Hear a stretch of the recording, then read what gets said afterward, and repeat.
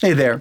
If you're new here, I'm Tomas from Real Guitar. Today I'm on day 17 of my 30 Days of Guitar Coaching series. Welcome. Today I'm going to show you a great exercise that I use with students all the time to learn their seventh chords. But I'll tell you right from the start, there's a bit of an ulterior motive here. This exercise is one of the best I've found to train my students' ears to hear when a song is changing keys. So we're going to do a little bit of music theory first. Before we do that, I want to mention I'm not going to spend a lot of time on actually fingering the chords. If you don't know some of these seventh chords, I'll put a link to other videos that actually spend more time teaching you the fingering to the seventh chords. I'll also include a free download on my blog to a complete chord chart with all the chord diagrams and the exercise written out. So with that, let's start off with just a little bit of music theory. We're going to start with a simple scale. I'll start with a C major scale. Now I'm going to number each of the scale degrees, and we'll start with 1, 2, 3, 4, 5, 6, all the way up to 7. You'll see the C on the C scale is number 1, and D number 2, and so on. Now I want to build a chord on each of the scale degrees. So now the first chord would be a C chord, and so on. We're going to call that chord by the number now. C chord will be the 1 chord. The G chord will be the 5 chord. You guessed it. Whenever you hear in the song the 5 chord going to the 1 chord, it in general establishes the sound of that key, especially if it's a 1 to a 5 chord or 1. So for example, in this case, it'd be a C chord to a G chord, the 5 chord, and back to a C chord. I've left it with a feeling of that's home, that's the key of the song. Now, that's okay, but if you really want to make it stronger, change that 5 chord instead of just from a regular major chord to a 7th chord. Another name for that is a dominant 7. It's different than like a major 7th or a minor 7th. Don't worry about that for now. What we're looking for is something that looks like the letter with a 7 next to it, nothing else. In this case, G7. So listen, it really makes it strong. I'm going to go to G7 now. The 7 chord has a lot of tension, and it naturally pulls back to the 1 chord, or that home chord. This exercise is nothing but a series of 5 chords with a 7th added going to the 1 chord. And then it changes that 1 chord to a 5 chord because it adds the 7, and then goes to the next 1 chord. Along with being an exercise to practice your 7th chords and get comfortable with them, you're also practicing them in a way that they're likely to be used. In this case, training your ears to identify them and to be able to learn songs faster that way. And to make the most out of this, we're deliberately only using the keys that are most popular for the guitar, the 5 keys. If you're new to this, or you'd like to review it some more, check out my video on guitar chord families. Okay, now we're ready for the practical part of this lesson, the playing part. Now that we've got the theoretical out of the way, I'm going to divide this exercise into 2 sections. Now, if you're brand new to this and maybe you don't know some of the chords, start with the first section, get comfortable with that, and then add on the second section. If you know all the chords and you just want to go for it, do the whole thing. We're going to start with the E chord. We're going to go to B7, which is the 5 chord of the key of E, and back to E. We've just established the key of E.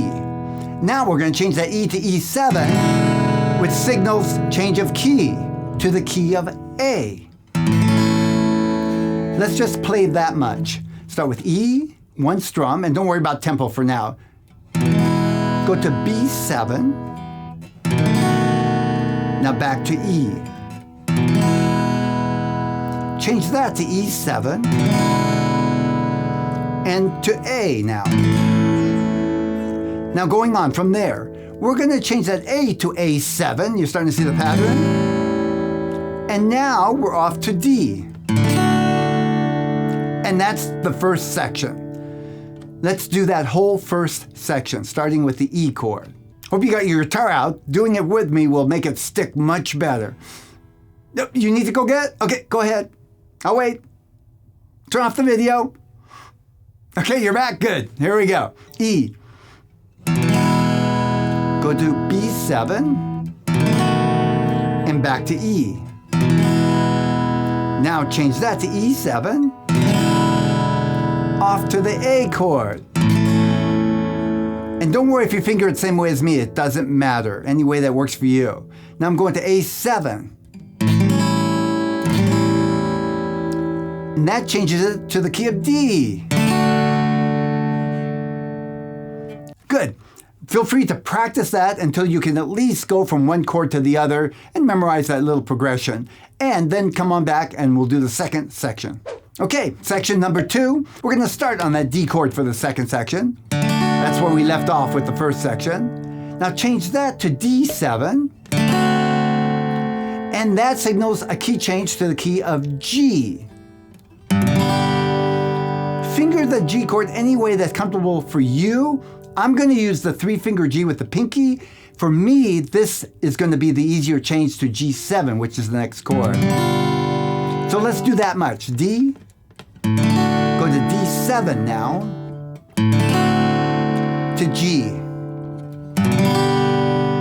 And I already gave away the next chord change. It's going to be G7. For me, that's just putting the first finger down, taking the pinky off. If you do a 4-finger G and you want to switch like that, that's fine, really.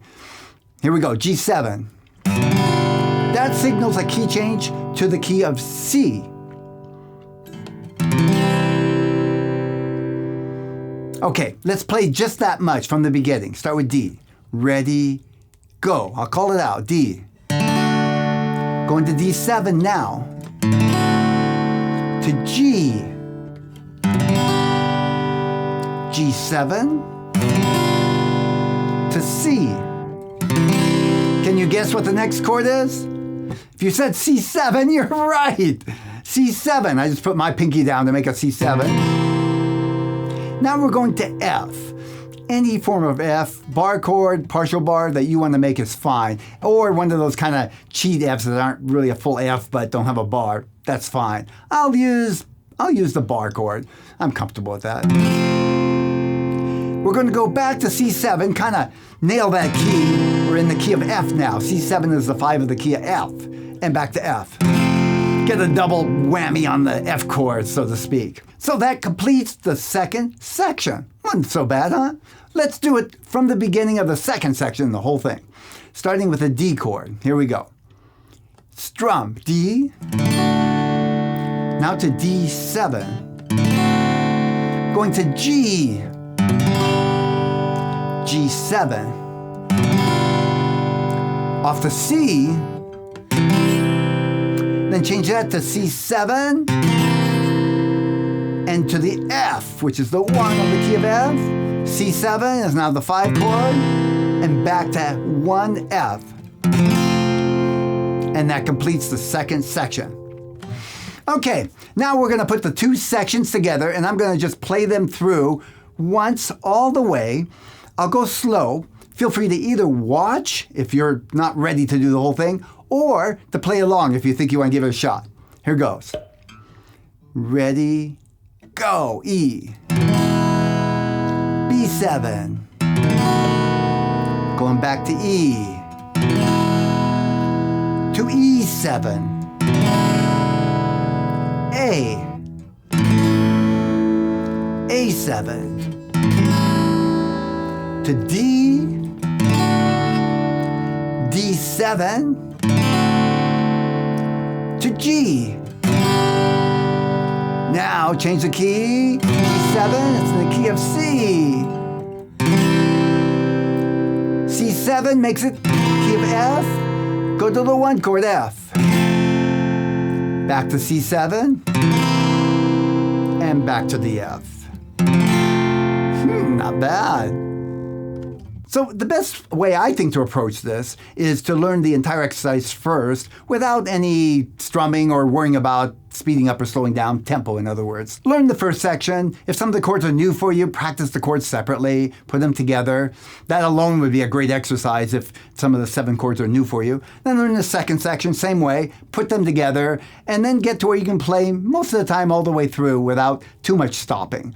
Then start adding some tempo, even very slow at first. Matter of fact, I recommend very slow at first. And just try to force yourself to change chords on time. When you can do that pretty much, start speeding up the tempo to up the notch.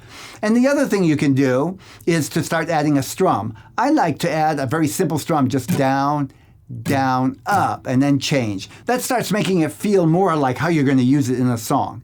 I'm going to do it once through all the way with that strum, either to give you a model or something to practice along with. We'll start with the E chord.